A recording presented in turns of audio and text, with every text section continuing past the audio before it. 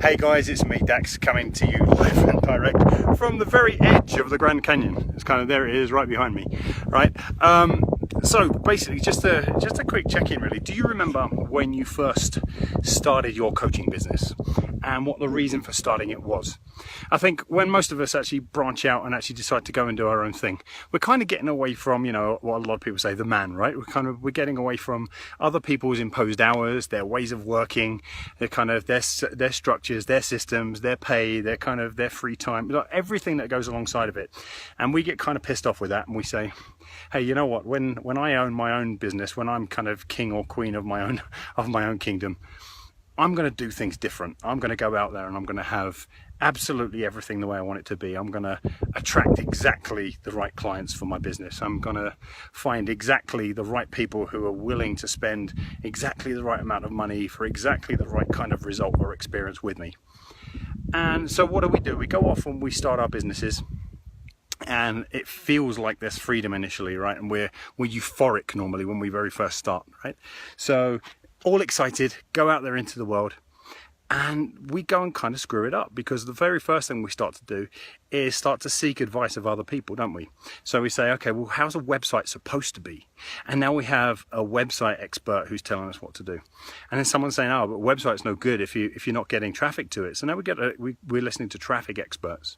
And then you've got an SEO guy saying, yeah, but you need to be found in search engines. And then you've got the guys who come along and give you the advice about the Facebook strategies and the social media strategies and your blogging strategies and absolutely every other strategy that goes along. Before you know it, most of the joy of becoming self-employed or a business operator disappears, because rather than just having one boss, you've now got 10, 20, 30 bosses, not only telling you that pretty much you're doing things the wrong way, but telling you that you're an idiot for doing things the wrong way. So it's not really a surprise that most people who branch out on their own within a really short space of time get frustrated, overwhelmed, pissed off, sad, depressed, okay? Because rather than just having the one boss who they would report to every week, they have multiple bosses all telling them that they're not really up to scratch, that they're not quite doing things the right way. Does that sound familiar to you? Does that sound like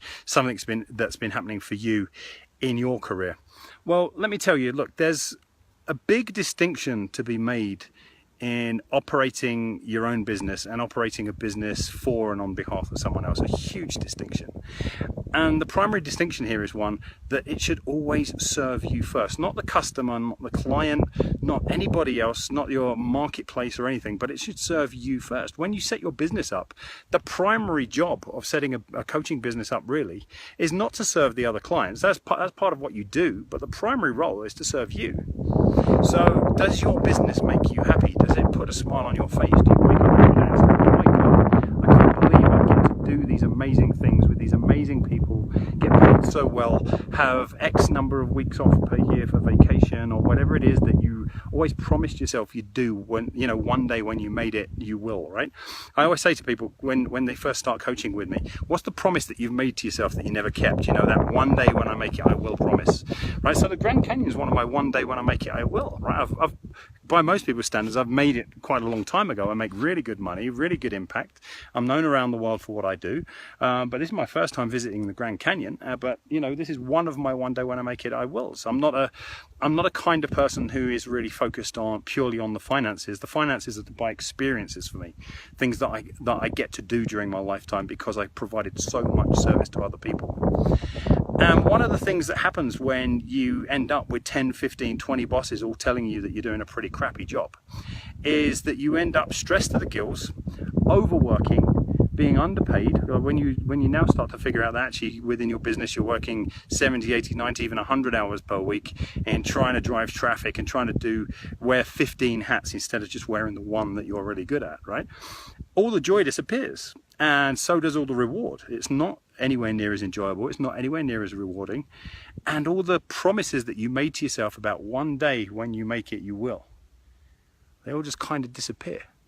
So this is, I guess, the first in a series of call outs for you to kind of remind you that your business should first and foremost serve you.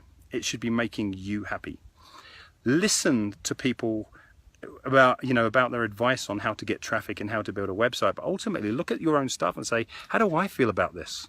Does it make me happy? Is it bringing the kind of experiences and people into my life that I really, really want? See, because we've been led to believe that you've got to follow the experts, otherwise you don't get the results, and it's just simply not true. Okay, I've certainly learned a lot from a lot of people. I wouldn't be so arrogant as to say that I've kind of created every single thing from scratch in my business and in my life, but I haven't done so at the expense of giving up myself to other people. I did in the early stages, and I hated it. And I know that's where a lot of coaches are right now. They're in this place where they really don't own their business anymore. Their business owns them. They've become a slave to their business. So my challenge to you is to start looking at life in a different way. Start looking at your business in a different way. Stop looking for done for you, because here's the biggest secret of everyone that I know who's really done amazingly in their careers. Everyone I know that's done amazingly in their careers. And remember, my clients have included royalty and pop stars and polar explorers and A-list celebrities and all manner of people, right? And then my coaching clients, you know, business coaching clients have gone on to do amazing things as well. Every single one of them discarded the concept of done for you. And every single one of them got really elbows deep in done by you. See, anything that's done for you is done by another person who may be passionate about the thing. They may be bloody good at it. They may be amazing, the world's best expert on driving traffic via Facebook ads. But one of the reasons that they're so good at it is because they love it. They absolutely adore doing it. You've got to find your way of showing up in the world in a way that you either only do the things you love, or you learn how to love each of the things that you do because you're coming at them from the most authentic perspective that you can possibly come from them. Okay, so over the next few videos, I'm going to be talking to you about how you can go about that. I'm going to be inviting you to show up in the world as a different version of yourself. Different to the way you've been showing up, a more authentic version of yourself, a version of yourself that absolutely adores everything you say, everything you do, everything that you're engaged in.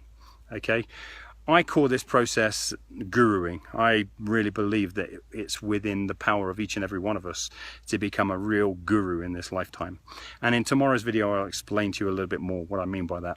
But ultimately, we're never going to be the guru. We're never going to be the person who shines the light on other people's darkness if we're in the darkness ourselves, if we are frustrated, overwhelmed, stressed, burned out, pissed off, and just really not enjoying most of what we do. It's great that you love coaching the actual client, right? But coaching the client for most of us turns into being a very small part of our business, an important part, but a small part. There's other things that are necessary, but we've got to find a way to love them.